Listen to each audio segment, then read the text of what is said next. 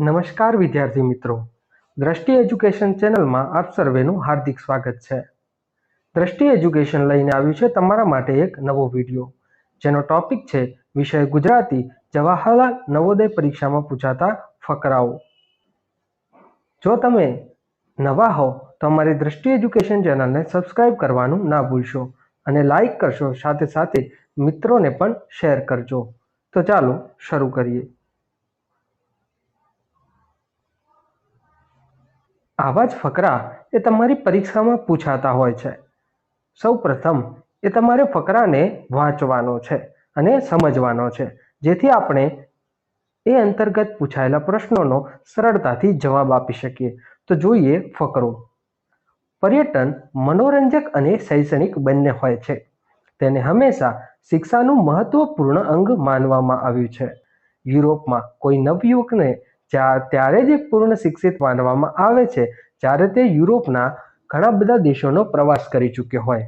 પ્રાચીન ભારતમાં પણ આપણા ઋષિ પર્યટનના મહાન મૂલ્યને સમજતા હતા।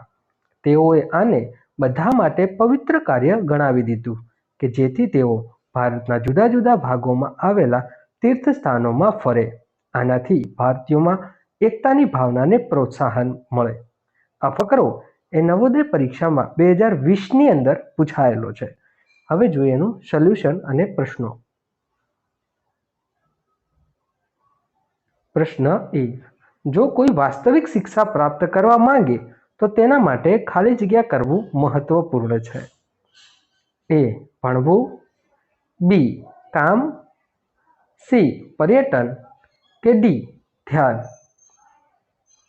જવાબ આવશે સી પર્યટન। પ્રશ્ન 2, નીચે આપેલામાંથી કયો શબ્દ મનોરંજકનો સમાનાર્થી છે? એ શૈક્ષણિક, બી રોમાંચકારી, સી ત્રાસદાયક કે ડી દ્રશ્યાવલોકન। જવાબ આવશે બી રોમાંચકારી।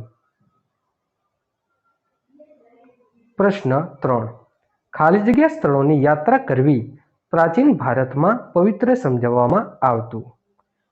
એ પ્રશિક્ષણ, બી તીર્થ, સી શહેરી કે ડી વ્યાપારિક। જવાબ આવશે બી તીર્થ। પ્રશ્ન 4, લોકો જો વધુ ખાલી જગ્યા કરે તો તેમને બીજાઓ સાથે એકતાનો અનુભવ થાય છે।